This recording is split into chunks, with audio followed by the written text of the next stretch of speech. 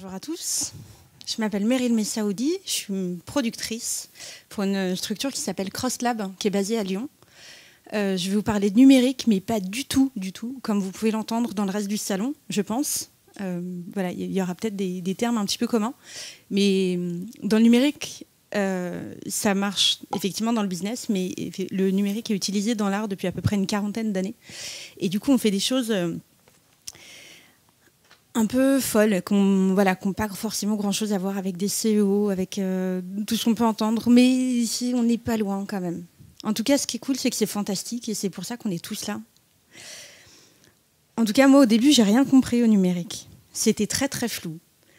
Je débarquais de ma capitale, après quelques mois dans le désert australien. J'avais bossé pendant quelques mois sur différents festivals, différents événements plus ou moins underground de Lyon, où je venais de m'installer.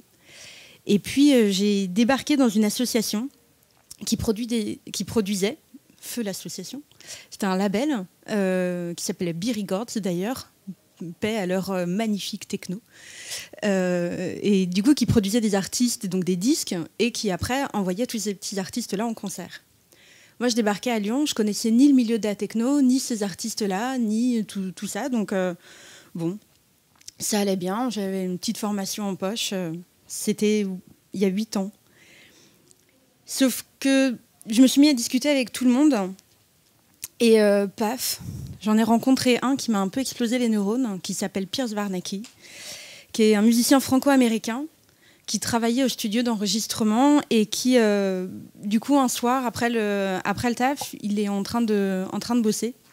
Je vais au studio, on commence à discuter, comme je discutais avec tous les artistes, pour comprendre un peu mieux qui ils étaient, quels étaient leurs projets, tout ça, pour pouvoir bosser avec eux. Et puis Pierce, joue de sa musique, tout ça. Et puis dans le fond, au-delà de ça, il commence à me parler de générativité, d'interactivité, de numérique, de technologie, mais d'une façon que je n'avais pas entendue jusque-là. Il faut dire que moi, je venais du cinéma, en fait. Dans ma vie d'avant, je travaillais en tant que régisseur et assistant réalisateur sur des tournages. Donc, un petit peu loin de la technique. Et donc, il m'a parlé de tout ça. Il m'a parlé de création d'images à partir du son et inversement, parce que la musique et l'image, c'est du son, et que le son, c'est de la musique. C'était donc il y a 8 ans et mon cerveau a implosé. Je me souviens encore du mal de crâne que j'avais en sortant de ces 2 heures de discussion avec Pierce, qui est un artiste avec lequel on a toujours la chance de travailler aujourd'hui. Et je me souviens que j'ai pas tout compris, mais ce qui me semblait évident, c'est que là, du coup, il y avait un nouveau moyen de raconter des histoires. Parce que moi, ce que j'ai toujours voulu, c'est de raconter des histoires. Et comme je n'étais pas artiste moi-même, c'était d'aider les artistes à raconter leurs propres histoires. Et là, j'ai senti qu'un concert, une pièce de théâtre ou une œuvre plastique ou n'importe quoi, ce serait plus jamais comme avant. Et qu'on allait pouvoir raconter, discuter de tout ça, montrer des œuvres, raconter des histoires et présenter des univers, mais d'une façon totalement différente. Mais alors comment ça, c'était un peu le mystère. Ça le reste encore un petit peu. Mais en tout cas, les choses étaient lancées. Et comme la vie est bien faite, dans l'année qui a suivi, j'ai rencontré plein d'artistes qui s'intéressaient à ça et qui étaient un petit peu perdus parce que les personnes avec lesquelles ils travaillaient à ce moment-là ne savaient pas les accompagner, les comprenaient pas. Et du coup, ils étaient là avec leurs envies de trucs un peu génératifs, un peu de numérique, tout ça, mais personne ne les comprenait vraiment. Et donc ça s'est enchaîné et en 2010, j'ai produit une première installation qui était pour la Fête des Lumières. Alors, je vais vous expliquer petit à petit tous ces mots un petit peu bizarres d'installation, de production, tout ça. Et voilà. Et surtout, n'hésitez pas à discuter. J'aime bien la conférence, c'est cool, mais moi, je connais plein de trucs. Donc, du coup, si vous voulez qu'on discute, à un moment donné, vous dire hey, ça, je ne comprends pas. Il faut le dire, puisque du coup, il y a des termes et forcément du vocabulaire qui, pour moi, est évident et qui n'est pas forcément pour vous. C'est normal. Et du coup, on a créé une première installation qui s'appelait Vous êtes ici, qui était à la mairie du 4e, pour ceux qui connaissent. Et en fait, on avait posé une caméra au-dessus de la mairie qui plongeait vers le bas là, et qui captait les gens. Et là où étaient les gens, renvoyait un signal marqué Vous êtes ici. Et quand j'étais toute seule comme ça, j'avais mon petit logo Vous êtes ici, vous savez, le petit rond rouge là, machin.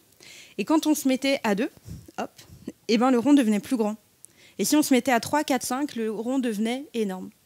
Et donc, c'était vraiment une installation qui, du coup, poussait les gens à se rapprocher, à jouer en fait. Et ça faisait des pas de danse, c'était drôle. Il y avait des putains de chorégraphies. Parce que la fête des Lumières, c'est assez festif. On avait plein de gens, puis on avait une petite buvette avec du vin chaud et tout, qui était super bon. Ça faisait 2, ouais. Et chacun avait son rond. Mais si on se rapprochait, ça faisait qu'un seul rond. Et il y avait une map dessous, une carte. Et du coup, on avait fait tout un dessin où on partait d'un dessin du quartier. Et après, on montait sur la carte de France, carte du monde, et on finissait dans les étoiles. Ça, c'était 4 tableaux d'images qui s'intercalaient. Première installation numérique. Là, derrière ça, on a de la captation de mouvement, on a des codes qui permettent de déclencher des vidéos par ordinateur. C'est hyper simple, ça prend quand même un petit peu de développement. Mais voilà, c'est assez simple. Première intervention dans le numérique. L'année d'après, du coup, ça a poussé un peu. Puis comme des gens comme moi, encore aujourd'hui, comme moi, et je suis pas toute seule, mais comme CrossLab, il y a très très peu de structures comme ça. Du coup, assez rapidement, j'ai rencontré plein de gens. Et l'année d'après, on a produit une autre installation qui était assez drôle. On a fait un Pac-Man, en fait, sur écran géant. Et en fait, l'écran géant, c'était un immeuble rue Paul Bert, mais derrière la Pardieu. On avait un immeuble de 8 étages. Et en fait, on projetait, on a mappé l'immeuble. C'est-à-dire qu'on a découpé sur comment on appelle ça, les fenêtres, les balcons, tout ça. On a reproduit un jeu de Pac-Man. Et les gens avaient une petite caméra devant eux, infrarouge, qui captait leurs mouvements. Et avec leurs mains, ils pouvaient déplacer le Pac-Man sur l'immeuble. L'idée, évidemment, c'était le jeu Pac-Man. Donc, il fallait bouffer les machins et pas se faire bouffer. Ça, c'était trop aussi. On s'est bien marié avec ça. C'était avec un studio qui existe encore maintenant, qui s'appelle Theories. Et puis après, voilà, ça a enchaîné. Et puis ça a poussé. Puis j'ai rencontré du monde. J'ai rencontré des musiciens, des chorégraphes, d'autres installations comme ça. De gens qui sont venus, qui avaient besoin de développer leur projet. Et du coup, ça a poussé. Et il y a 5 ans, j'ai créé ma structure, donc, qui s'appelle CrossLab, avec Émilie Briglia, ici présente, qui m'accompagne depuis 4 ans. Et on a traversé pas mal de galères, des joies, des gros doutes. Pour ma part, quelques grosses nuits d'insomnie, parce que gérer une structure, défendre les projets des artistes, c'est pas évident. Et du coup, là, l'idée un peu de cette intervention, c'est de vous montrer cet autre côté du numérique, au-delà des business models, des CTO, des VC, de tous ces vocabulaires géniaux. Dans la culture et dans l'art, comment ça se passe ? Alors, comment ça fonctionne ? Déjà, je peux vous resituer peut-être juste un petit peu. Producteur dans le milieu artistique, ça veut dire que le rôle de CrossLab, en fait, dans le milieu artistique, vous ne pouvez pas, avec juste votre micro-entreprise ou votre société, aller payer des gens, juste en termes de salariat. Ah merde. Vous ne pouvez pas payer des gens comme ça. Il faut passer par une structure juridique qui va être capable de faire du salariat. C'est une structure juridique aussi qui va être capable de déposer des subventions et pour obtenir des financements. Parce que dans la culture, nous, toute cette partie R&D, elle n'est pas financée comme en entreprise, où l'entreprise va avoir suffisamment de fonds pour pouvoir faire de l'investissement sur un projet ou sur un nouveau service. Dans la culture, ça n'existe pas. On n'est pas du tout sur les mêmes montants financiers. Donc l'intérêt de la puissance publique, c'est justement de pouvoir accompagner les artistes et les créateurs sur ce créneau-là. Il y a aussi des subventions qui existent pour Renault, pour l'aider à développer sa boîte, ses projets, mais ça, on n'en parle pas de ce genre de subventions-là. Mais en tout cas, pour l'art, c'est absolument fondamental. En tant que personne individuelle, vous ne pouvez pas avoir de subvention. Il faut passer par une structure juridique. De la même façon que vous ne pouvez pas ouvrir une boucherie si vous n'avez pas un CAP boucher. Vous ne pourrez pas ouvrir un salon de coiffure si vous n'avez pas votre CAP de coiffeur. C'est comme ça. Et de la même façon, dans l'art, il faut avoir une structure de production qui, en l'occurrence, a un truc qui s'appelle la licence d'entrepreneur du spectacle, qui permet de pouvoir développer des projets. Moi, mon rôle en tant que producteur, du coup, il a été de créer cette structure-là, avec tout ce qu'il faut en appareil administratif et juridique. Et puis, du coup, au quotidien, l'artiste a une idée, arrive à dire « Ouais, j'ai envie de faire un concert, j'ai envie de faire ceci, cela ». Il a l'idée. Nous, notre rôle en tant que producteur, ça va être de l'accompagner ça va être peut-être de le coacher aussi un petit peu, en fait, dans sa création. De dire, voilà, tu veux mettre un pull saumon, ok. Est-ce que c'est vraiment pertinent ? Oui, non. Après, moi, j'en ai rien à foutre. S'il veut mettre un pull saumon alors qu'il fait 40 degrés dehors, c'est pas mon problème. Mon problème, ça va être d'accompagner l'artiste dans la pertinence de son projet, de ses choix. Pourquoi pull ? Oui, non. Est-ce que c'est utile ? T'es sûr ? Un verre, ça pourrait peut-être pas être pas mal. Parce que du coup, moi, mon rôle aussi, c'est d'aller voir tout ce qui peut se passer ailleurs en termes de production artistique pour avoir une vision suffisamment large pour dire ton pull saumon, il est génial, mais on en fait 412 des comme ça. Par contre, si tu le vends en vert, ça va être super intéressant. Sauf que comme les égos des artistes sont en général assez surdimensionnés, c'est normal, on a tous beaucoup d'égos. Du coup, il va falloir beaucoup de pédagogie et beaucoup de temps pour travailler avec eux et voir si ça peut être intéressant ou pas. Et si même moi, quand je dis qu'il faut mettre du vert, ça se trouve, c'est encore une connerie. Donc voilà. Donc accompagner des artistes, ça prend un vrai travail administratif. Ça, c'est tout le temps. Une aide à l'écriture, parfois, puisque ça, ils n'en veulent pas forcément. Et un soutien moral, souvent. Que c'est difficile de créer tout ça. La spécificité de CrossLab, c'est donc de travailler avec des projets, avec des nouvelles technologies.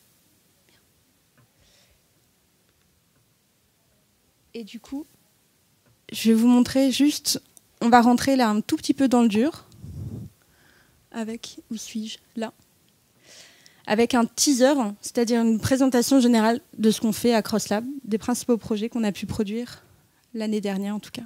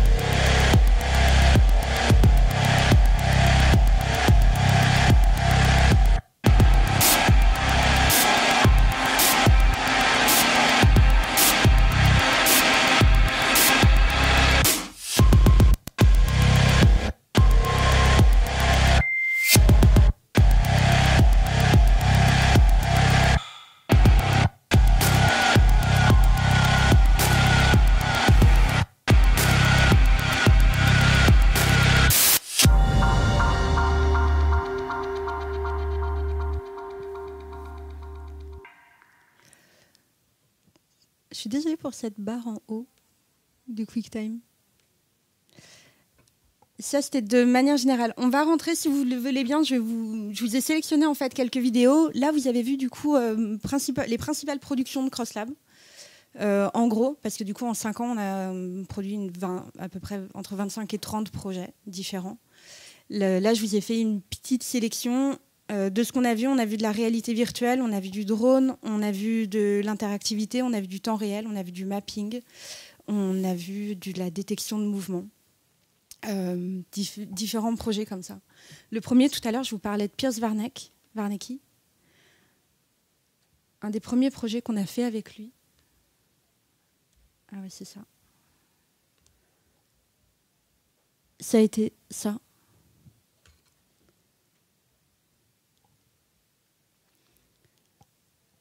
Scanner Darkly.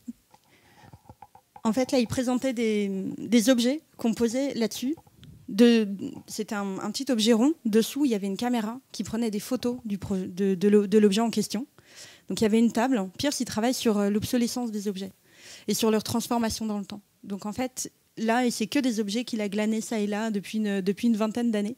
Et donc, on les posait sur ce dispositif-là.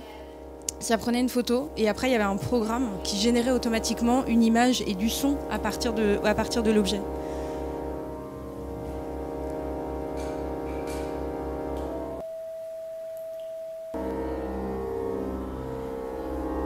Donc là, ça créait des formes en 3D qui s'activaient. L'écran, en fait, la photo qui était prise était décomposée en 25 petits carrés qui composaient l'image projetée à l'écran. Et le son aussi bizarre que ça puisse paraître, était créé à partir des spécificités de l'image. Est-ce que c'était clair, foncé, en haut, en bas, droite à gauche? Est-ce qu'il y avait des couleurs ou pas? Il y avait tout un tas de paramètres qui étaient rentrés dans un logiciel qui s'appelle MaxMSP, en l'occurrence, qui permet de faire de la création audio-vidéo et qui créait automatiquement, et qui générait automatiquement de l'image et du son. Juste à partir de l'image de la photo qui était prise. Poétiquement, puisque pour les installations artistiques, on fait beaucoup des choses un petit peu poétiques et volontiers critiques, en l'occurrence pour ça. Là, la vision poétique de la chose, c'était comme une espèce d'objet extraterrestre qui arrivait et qui du coup allait étudier les objets qu'il pouvait trouver, qu'on pouvait lui proposer, et qui en proposait sa propre vision.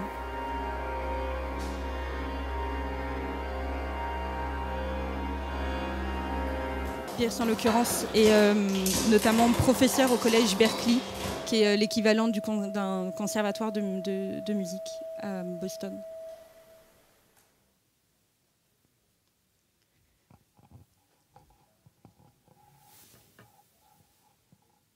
Il y en a, une autre qui peut être intéressante aussi. Oui, Mantra. Ça, c'est, on est dans l'historique. Hein. C'est vraiment les tout premiers projets qu'on a produits. Donc ça date de 2010, 2011. Non, pardon, 2012, 2013 pour ça, pour Oui Mantra. Oui Mantra, pour ceux qui le connaissent, c'est deux musiciens du label Infine, qui est quand même pas un petit label d'artistes émergents. Au sitar, la grosse guitare là, Don Nino, et aux musiques électroniques à droite, c'est Cubanks, qui est un artiste mexicain et qui était hyper emmerdé parce qu'il voulait bosser avec un autre type qui est à droite qu'on voit pas là dans le noir, qui s'appelle Antoine Schmitt. Antoine Schmitt qui fait partie des plus grands plasticiens français, et il voulait créer un projet très hybride où il mélangeait différents styles musicaux français et indien, où il y avait à la fois de la musique acoustique sur scène et un petit peu de musique électronique. Et tout ça, voilà, Don Nino et Cubanks retravaillaient leur musique entre eux. Et il y avait Antoine à droite qui faisait cette création visuelle derrière. Antoine, il travaille beaucoup, il est assez ésotérique comme garçon. Il travaille beaucoup sur tout ce qui est nombre d'or, suite de Fibonacci, je ne sais plus. Merci. Et du coup, Antoine a créé, pareil, ça c'est toujours avec des petits logiciels, on principalement travailler avec du MaxMSP, quoiqu'Antoine développe ses propres logiciels où, en fait, Antoine travaille beaucoup sur le pixel blanc aussi notamment, et donc il va faire bouger ces pixels. Et là, en l'occurrence pour Oui Mantra, donc nous, Mantra, il y avait à la fois un travail comme ça au niveau de la musique, avec une musique un peu répétitive en termes de mantra, c'était totalement hypnotique comme concert, c'est vraiment une des plus grosses baffes que je me suis prise en concert, et à chaque fois que je les voyais, j'étais scotchée. Enfin, c'était pas que voilà. Ça, et donc Antoine lui travaillait sur le mantra au niveau visuel. Donc de son petit pixel blanc, il devenait une forme en fait, et il allait évoluer au fur et à mesure du concert. Et c'était à la fois quelque chose de génératif, c'est-à-dire que le pixel allait se développer tout seul selon un programme qu'Antoine avait développé, et en même temps, il pouvait le déplacer et lui faire créer les formes que lui il voulait pendant le live. Et il y avait une boucle, en fait, parce que les musiciens avaient un retour écran, ils étaient totalement immergés dans l'image, ce qui peut me paraître extrêmement basique, mais en fait, ça se fait pas trop, même encore aujourd'hui, on met pas trop les musiciens vraiment au centre de l'image. Ils étaient presque tous les quatre avec l'image en fait. Ils avaient un retour vidéo et ils voyaient ce que faisait Antoine, et ils allaient adapter leur musique en fonction des rythmes donnés par l'image. Ça, c'est aussi pour parler d'une notion d'écriture, où pour nous à CrossLab, ce qui a toujours été hyper intéressant et important, ça a été utiliser la technologie, oui, mais il faut que ça serve à quelque chose. Si c'est juste pour faire joli, ça ne sert à rien. En tout cas, moi, ça ne m'intéresse pas et ce ne sera pas produit par ici.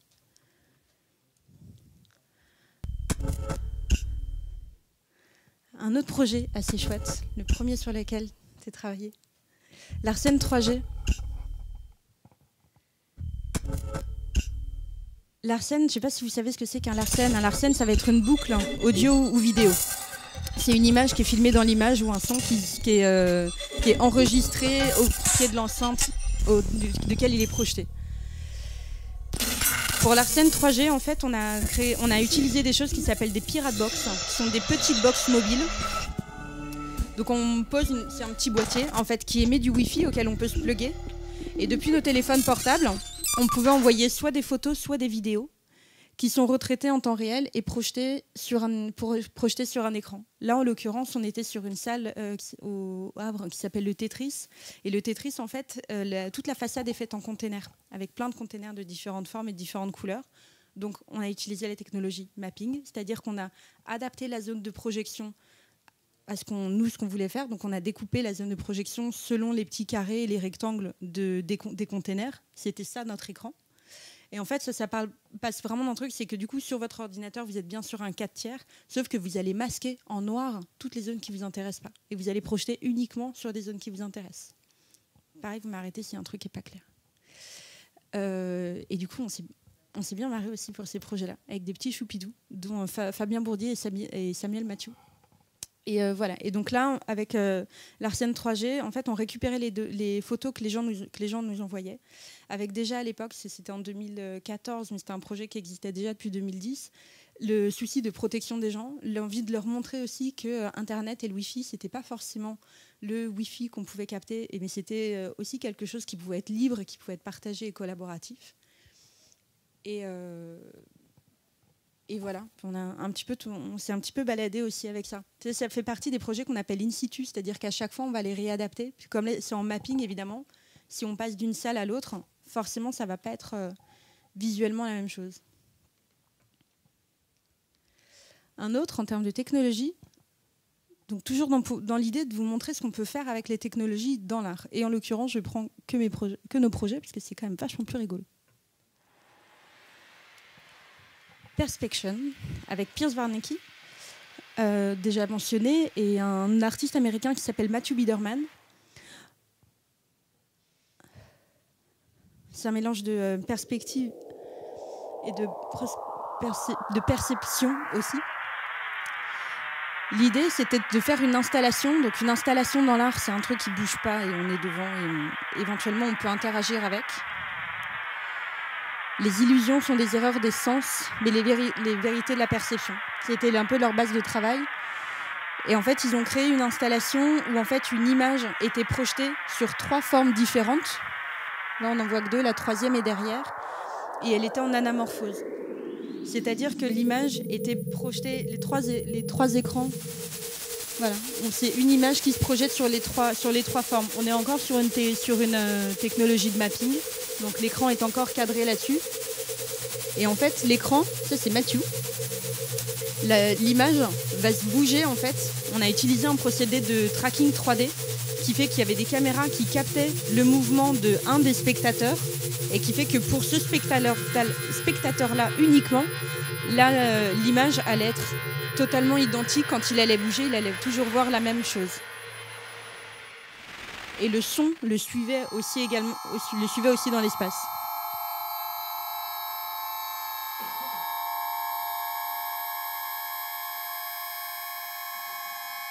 Pardon ? C'est un peu psyché, ouais.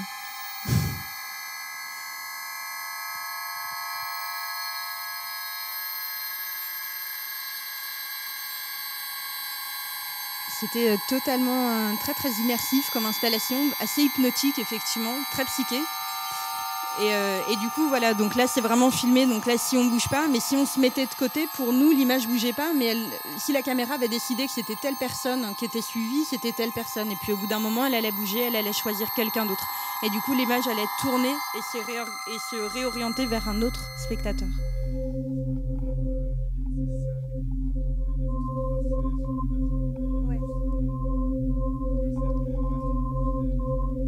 Ouais. Sauf que là, c'est de la vidéo. Et ça bouge plus. Mais oui, c'est exactement ce principe-là. Et là, on est sur de la vidéo, donc de l'image en mouvement et avec le son qui va vous suivre aussi. Ce qui permettait du coup d'avoir 2 installations en une. C'est-à-dire que moi, si j'étais traquée par l'installation, j'allais vivre quelque chose. Vous êtes à côté, vous ne voyez pas du tout la même chose. Et on avait ce qu'on appelle des enceintes hyper directionnelles. C'est-à-dire qu'on avait un son qui arrivait directement vers la personne qui avait été choisie par l'ordinateur. Et c'est-à-dire que moi, j'allais entendre des sons que vous n'alliez pas entendre.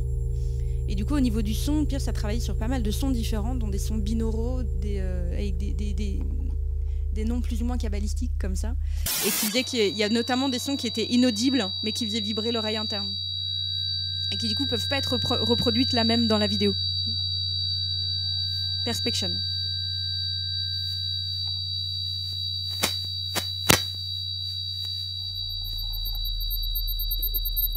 Et donc Pierce travaille beaucoup sur le son et Matthew, lui, il est à fond sur les images, les couleurs en vrai. Du coup, tout ce travail-là. Ce qui a été assez chouette aussi, et ce qu'on aimait bien aussi à CrossLab, c'était que les installations puissent éventuellement être considérées autrement. Moi, j'ai toujours considéré que le travail artistique était un peu comme une espèce de boule. Et du coup, vous pouviez tourner la boule et prendre le projet artistique de plein de façons différentes. Et que nécessairement, un artiste, en plus, quand il a des choses à dire, c'est un peu, on le secoue et à chaque fois, il y a un truc différent qui tombe. Et donc ça, c'était une installation, mais c'était aussi un concert.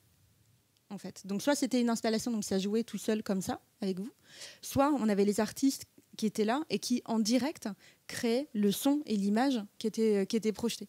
Et donc là, on était vraiment en format concert.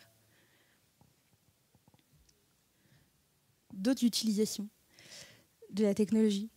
Un projet beaucoup plus récent et qui, du coup, nous a demandé un gros travail d'écriture avec l'artiste, et notamment un gros travail au niveau du choix des technologies employées. Ça a été avec une artiste coréenne qui s'appelle Iwon Lee. Iwon, elle habite en France depuis une vingtaine d'années et elle fait plutôt des installations dites plastiques. Donc elle va juste projeter de la vidéo sur un mur et ça ne va pas trop bouger, pour dire un petit peu schématiquement. Et voilà. Et en fait, Iwon en coréenne avait été très très marquée par une histoire dont vous avez peut-être entendu parler, qui était des femmes de compagnie, qui a été utilisée par les Japonais quand ils ont envahi la Corée dans les années 30-40. Et en fait, il y a eu, si je me souviens bien, un truc comme 80 000 jeunes filles en fait, qui ont été enlevées, qui avaient évidemment entre 13, 14 et 17, 18 ans, parce qu'il ne faut pas les prendre trop vieilles, sinon ça ne marche plus. Et de ça, il y a eu 5% de survivantes. Puisqu'elles recevaient, on dit ça comme ça, elles recevaient entre 40 et 50 hommes par jour en semaine et de 70 à 80 le week-end. Il y avait aussi des traitements chimiques pour les faire avorter quand elles tombaient enceintes. Et puis, puis en général, elles mouraient d'épuisement ou de fatigue. C'est pas très fun. Et du coup, Iwon elle avait envie de travailler sur ce sujet-là.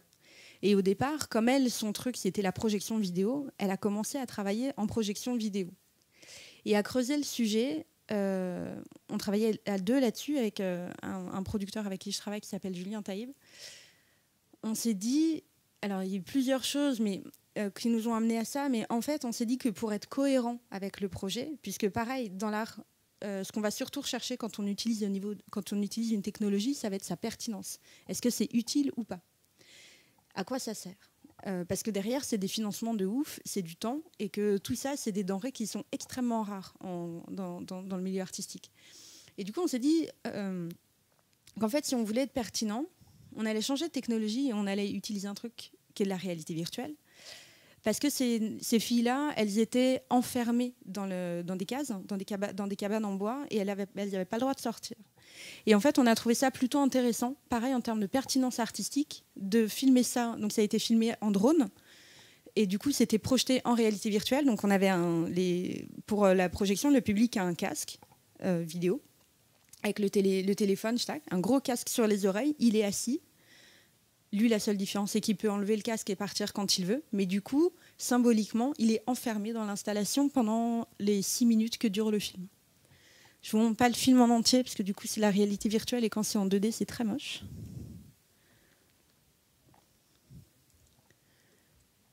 Mais du coup, voilà un petit peu des images que ça donne. Ça a été filmé par drone en avril 2017, en Corée.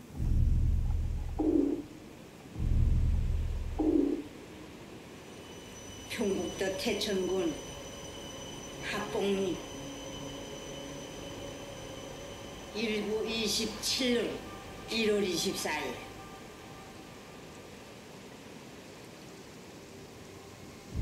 아무리 생각해도 누구라고 원통해서 죽겠어. 세상에 말 못하고 살다니.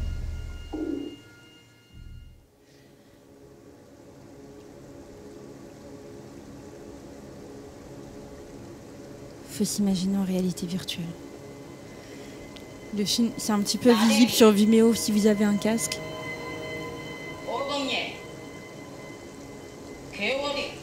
L'idée, c'était de jouer aussi sur le tabou, en fait. Et puisque c'est un sujet tabou et puisqu'on ne doit pas en parler, puisqu'on n'en parle pas encore à l'heure actuelle, c'est des sujets qui sont très très difficiles à aborder, surtout quand on est en Corée ou au Japon.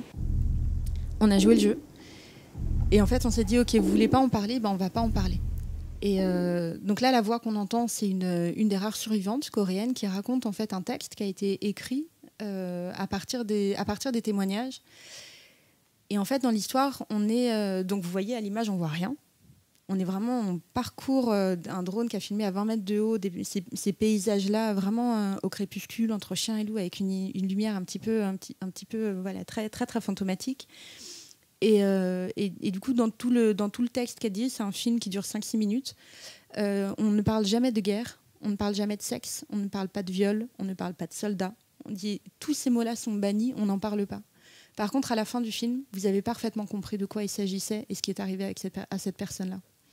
Et en fait, dans l'histoire, c'est donc la voix de cette vieille femme qui raconte, et en fait, au fur et à mesure du texte, c'est quelque chose d'assez vaporeux comme ça, et petit à petit, en fait, elle se rend compte qu'elle est morte et que c'est un fantôme. Et à la fin, on parle d'un nuage de lait, d'un sein qui est écorché avec du lait qui sort. Ça, c'est voilà, aussi en hommage à toutes ces jeunes filles qui ont dû avorter. Et du coup, voilà, ce qui nous plaisait, donc là, utilisation de la technologie, on essaye d'être pertinent par rapport au texte. Et du coup, pareil dans l'écriture, on est pertinent par rapport au truc. Vous ne voulez pas en parler, on n'en parle pas. Par contre, elles sont enfermées, donc on va vous enfermer aussi. Oui.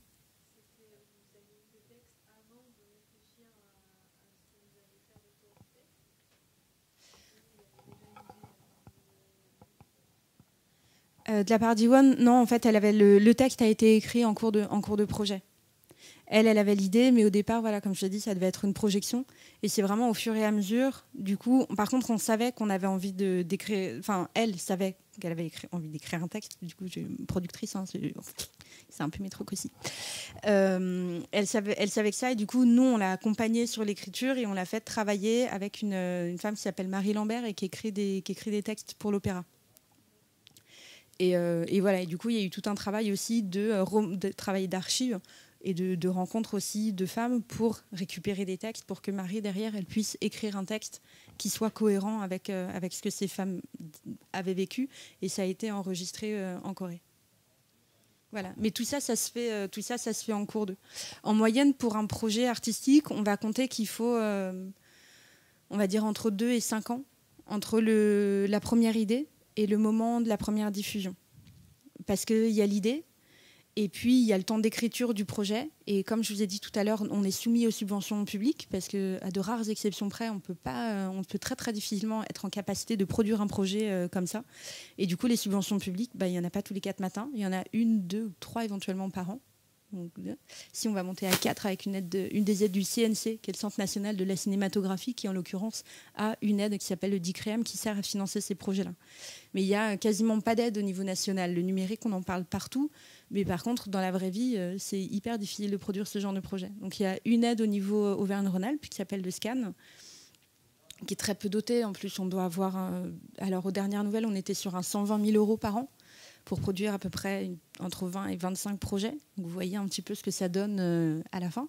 Et surtout, l'échelle financière dans laquelle on est par rapport à ce qui peut se passer de l'autre côté, dans la grande salle.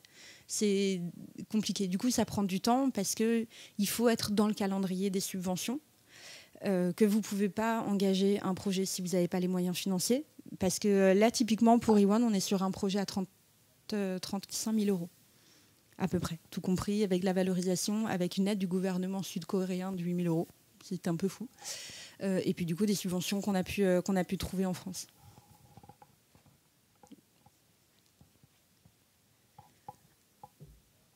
Autre projet, beaucoup plus ludique, pour le coup.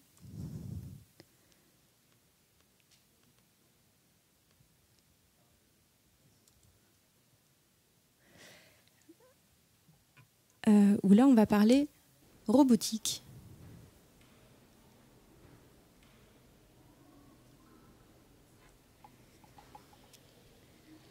avec une jeune artiste qui sort de l'école des beaux-arts du Mans, si je ne m'abuse, qui s'appelle Laura Hay.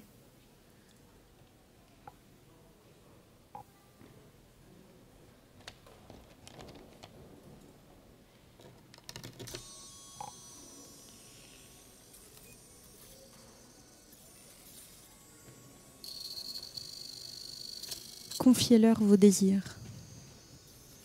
C'est le nom de l'installation.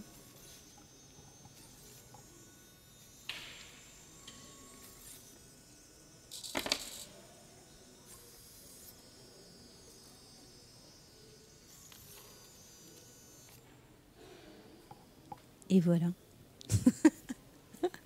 Ça nous a laissé un peu perplexes avec Émilie aussi la première fois qu'on a vu cette install, en disant mais qu'est-ce que c'est que ce bordel. Et parce que là typiquement le hasard a fait que du coup on n'a pas vu Laura qui a produit le projet et on n'a pas vu l'installation. Voilà, Émilie a fini par l'avoir au bout d'un moment, mais du coup oui, c'est un truc qu'on a vu un peu sur le tard. La première fois qu'on a vu ça, ça nous a fait un peu peur. Ouais. Exactement, c'est un canard. Donc oui, c'est une installation en fait qui fait partie d'un. En fait, le projet c'est un triptyque d'installation. Le projet c'est qu'il y ait 3 installations et le but c'est de produire des machines inutiles qui n'ont pas un but productif, mais qui vont avoir à qui on va livrer une intention en fait qui est propre à l'humain, qui est justement le canard de café. Il n'y a pas vraiment d'utilité ou il n'y a pas d'utilité productive dans ce geste-là. C'est juste un plaisir doux, confiez-leur vos désirs. Et le prochain, justement, de la série est un robot qui éclate des bulles de papier. Donc, typiquement, voilà, c'est le genre de gestes qu'on va faire qui ne sont pas utiles, mais qui... Et en même temps, il y a un côté aussi intéressant, c'est que plastiquement, on est sur quelque chose qui relève d'une esthétique très do-it-yourself. C'est le robot qui a été développé dans ton garage, qui est un peu branque-ballant. On n'est pas sur de la technologie de pointe, on pourrait avoir des robots. Mais ce qui est marrant, dernièrement, justement, elle l'a présenté au Quai des Savoirs à Toulouse.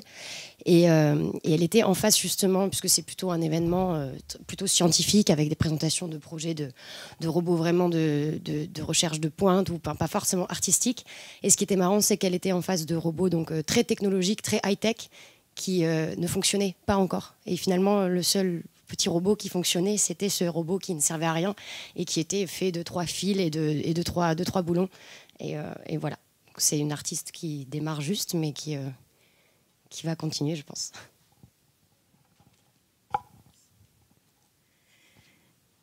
Et donc voilà, un truc qui arrive assez fréquemment dans l'art.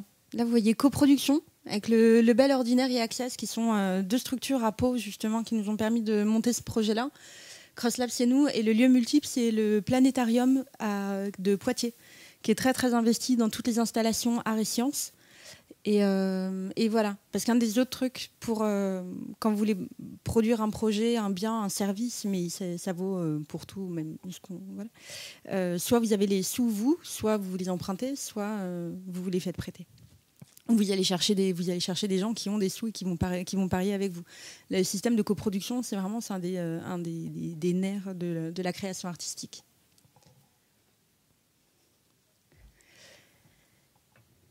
Dernier projet, en forme de triptyque aussi, pour parler technologie. Là, c'est d'une artiste chorégraphe qui s'appelle Gwendaline Bacchini.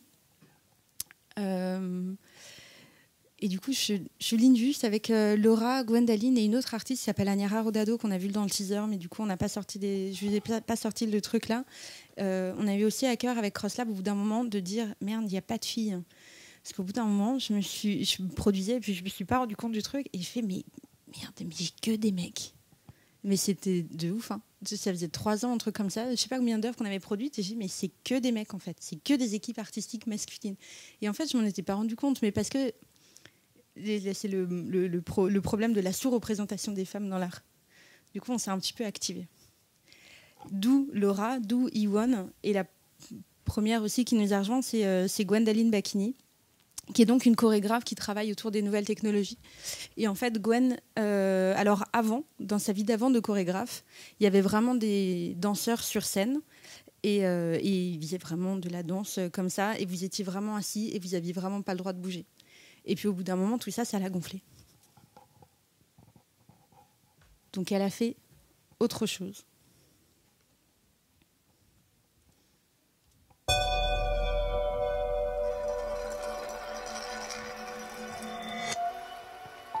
Lacry, c'est le nom de sa compagnie.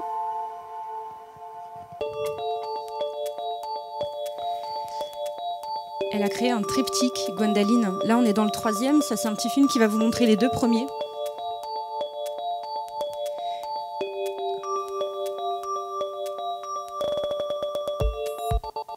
C'est elle de dos.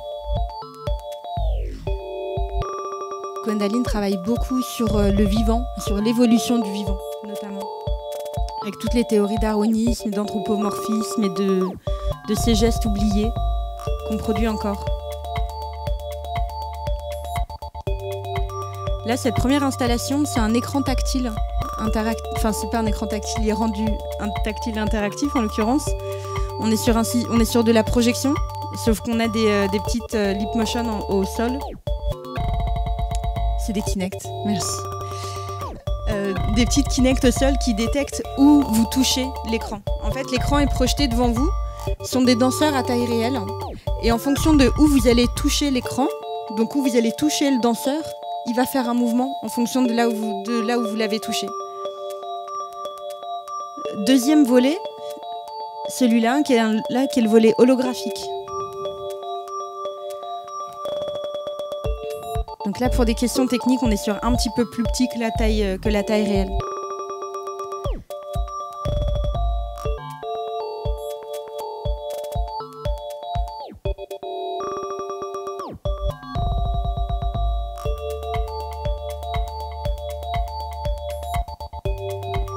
Donc on projette un laser au sol, dans la zone de projection. Et pareil, ce laser est capté par un ordinateur qui filme toute la zone et qui va diriger les mouvements du danseur en fonction de là où on éclaire. Les mouvements du danseur vont évidemment changer à chaque fois puisque vous allez pouvoir éclairer la zone de façon différente, mais en fonction de ce que vous avez fait avant, le logiciel va vous proposer tout le temps des mouvements différents. Du coup, Gwendaline essaye de renverser totalement la position du chorégraphe et du danseur. Alors, dans cette installation, ça se voit moins, mais dans la première et celle que vous allez voir après, c'est vous, le danseur, puisque c'est vous qui faites des mouvements. Sur la première installation, il y avait 3 écrans, donc ils peuvent potentiellement, on peut être à 3, mais sinon, je peux être toute seule à jouer sur 1, 2 ou 3 écrans. Et la 3e installation qu'on va voir là, pareil, on est en réalité virtuelle, c'est vous qui bougez. Donc, c'est vous qui devenez danseur, et c'est vous qui faites la chorégraphie, puisqu'en fonction des mouvements que vous faites, le danseur va s'animer de façon différente.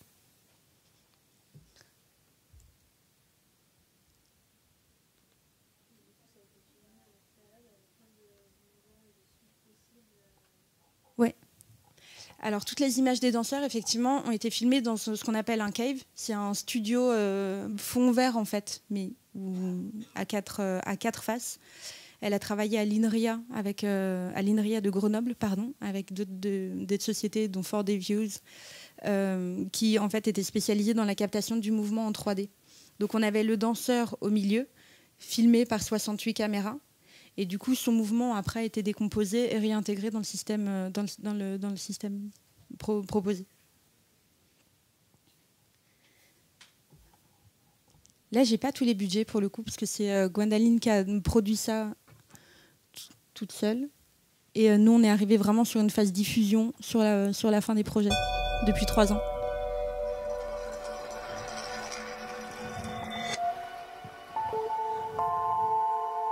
Dernier volet qui est toujours en cours de production.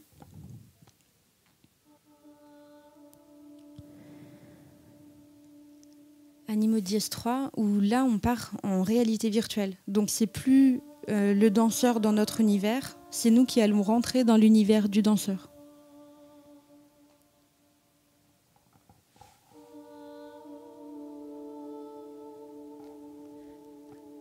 Avec aussi une installation en réalité mixte qui est en train d'arriver.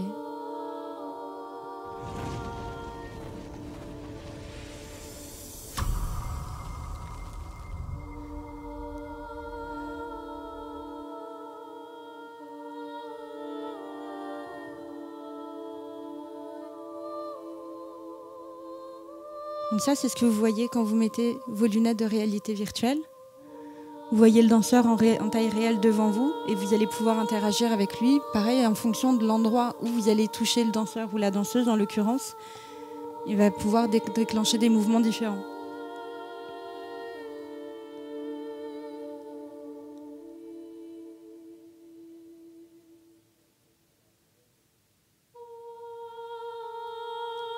La particularité de cette installation aussi, c'est qu'on peut jouer à plusieurs. Donc on peut se retrouver à plusieurs dans le même univers virtuel. Les deux pouvant interagir sur le personnage projeté.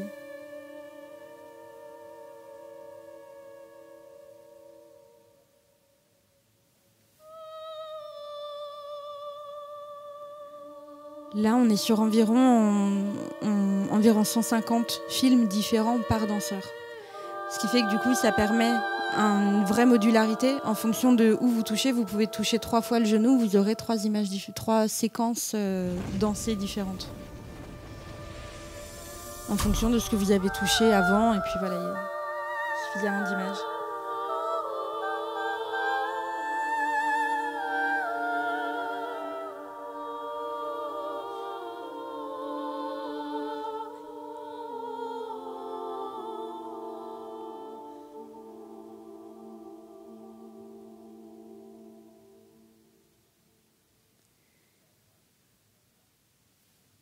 Voilà. On joue aussi un petit peu avec les principes du jeu vidéo, de la réalité virtuelle. Et du coup, un des principes de ce projet aussi, c'est d'essayer de... Enfin, c'est à terme, parce que là, pour le coup, elle est toujours en cours de production là-dessus, c'est de réussir à connecter 2 joueurs dans le même espace, mais potentiellement pas dans le même espace non plus. Donc l'idée, c'est de pouvoir avoir 2 personnes qui vont se retrouver dans le même espace virtuel, mais qui, à terme, pourront être dans 2 villes, 2 pays différents, voire 2 continents différents.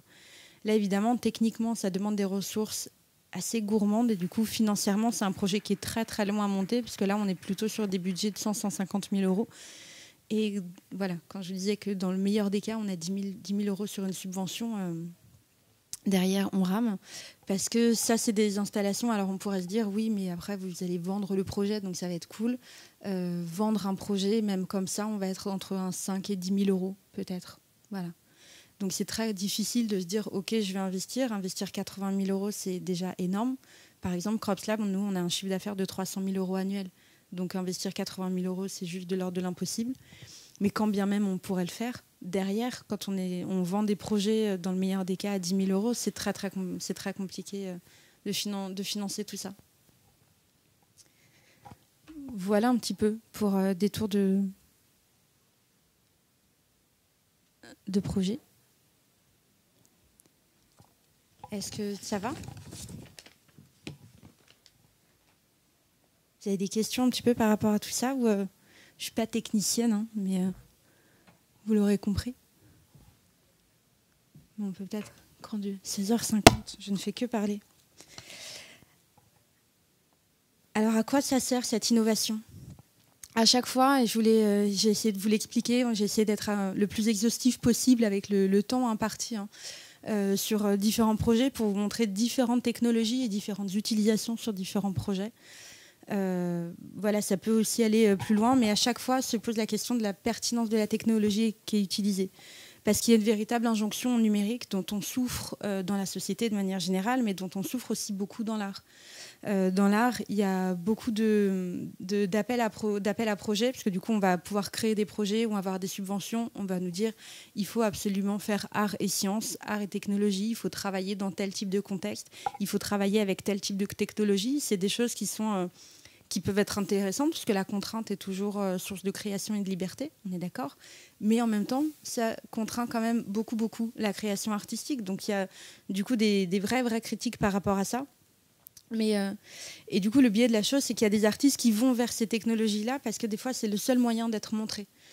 Typiquement, quand je vous parle du projet d'E-Only, je vous ai dit il y a différents facteurs qui nous ont amenés à passer vers la réalité virtuelle, la pertinence du propos, mais aussi parce que c'était un des seuls moyens d'avoir des subventions, c'était de réécrire le projet en réalité virtuelle.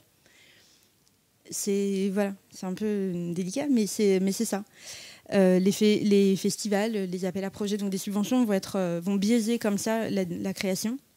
En ce moment, il y a une grosse mode donc, sur la réalité virtuelle et sur la robotique, sur tous les projets arts et sciences, donc où on va travailler sur de la physique quantique, de la biologie, machin. Il faut mettre les artistes en laboratoire. Il y a le CNRS propose des choses. Il y a le CERN notamment qui a proposé des appels à projets pour faire venir des artistes au CERN. Donc à la fois c'est hyper intéressant et en même temps voilà, ça biaise quand même beaucoup les choses. Du coup, est-ce qu'il y a... Pardon ?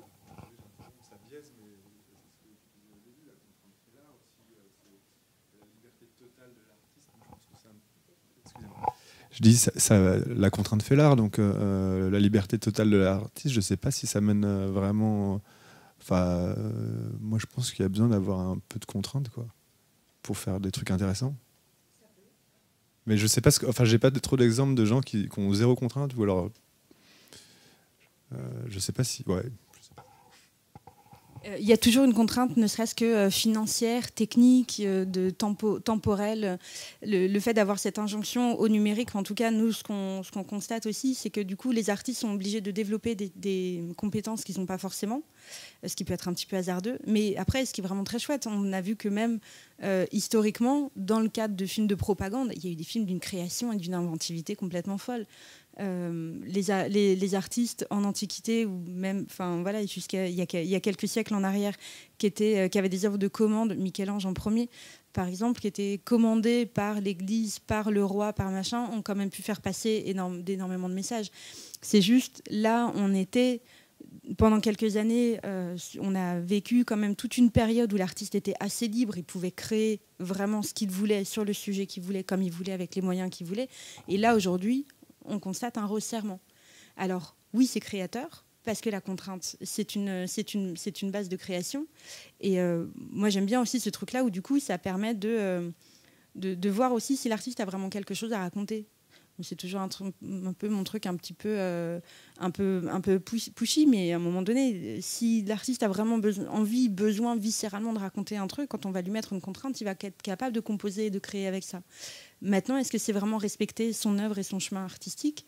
Est-ce que du coup, on est vraiment là pour orienter l'écriture des artistes et pas les laisser faire ce qu'ils veulent? Voilà, il y a aussi, il n'y a pas de réponse. Enfin, en tout cas, moi, j'en ai pas par rapport à ça. Puis en tant que productrice, mon travail, c'est de les accompagner pour créer leurs projets. Donc, je suis pas dans la limitation. Mon travail, c'est toujours de les aider en fonction du contexte à développer leurs projets. Mais effectivement, ça pose ces questions-là qui sont pas anodines.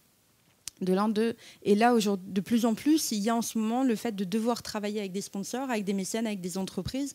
Et du coup, on assiste à ce basculement-là où l'institution publique, l'État, par exemple, a pour obligation de fournir des écoles, des hôpitaux, de l'art. Il est pour obligation de faire ça, ça fait partie de ses compétences. Demain, il n'y a plus d'écoles, on va tous dans la rue, on dit « on veut des écoles ». C'est l'obligation de l'État de faire ça. Il a pour obligation aussi de soutenir l'art. L'entreprise, ce n'est pas son obligation. Donc, il y a toujours eu des mécènes et il y a toujours eu des sponsors. Là, c'est encore un autre débat pour savoir ce qu'est mécène ou sponsor. Mais du coup, demain, l'entreprise ne veut plus soutenir l'artiste ou lui dit « moi, je te soutiens, mais si tu fais un pull saumon, ben là, du coup, vous êtes contraint à ça ». Ça pose énormément de questions, mais aussi parce qu'il y a eu toute cette phase de liberté entre les deux. Je ne dis pas qu'il ne faut pas. En tout cas, c'est ce qui est en train d'arriver, c'est ça. Et du coup, ça pose énormément de questions aux artistes. Ça pose énormément de questions pour les équipes artistiques aussi, parce qu'il y a une baisse des financements. Et c'est aussi pour ça, tentative de survie en milieu artistique. C'est un petit peu l'objet du truc. C'est que le numérique, on est soumis aux mêmes contraintes technologiques, oui, aux mêmes contraintes technologiques, aux mêmes contraintes financières qui peuvent être vécues de l'autre côté, mais voilà, dans le centre. Mais du coup, on n'a pas du tout les mêmes moyens, on est beaucoup contraints, on n'est pas du tout formé non plus pour accompagner, pour financer tout ça. Du coup, j'arrête. L'art comme source d'innovation, oui, mais du coup, on en parlera plus tard. Et voilà, on arrête là, c'est ça ? Merci beaucoup.